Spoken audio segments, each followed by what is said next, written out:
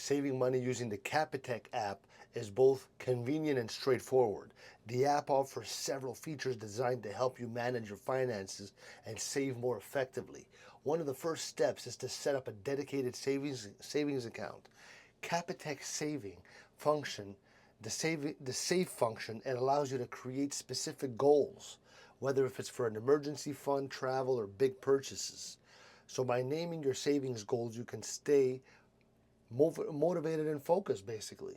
So the app also enables you to automate your savings. You can set up regular transfers from your main account to your savings account, ensuring that you're consistently putting money aside.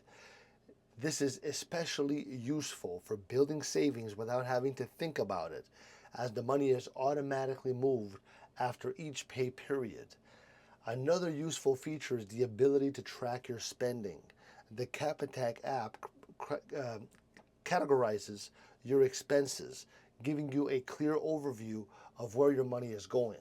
So, by reviewing your spending habits, you can identify areas where you can cut back and redirect those savings into your goals. All right.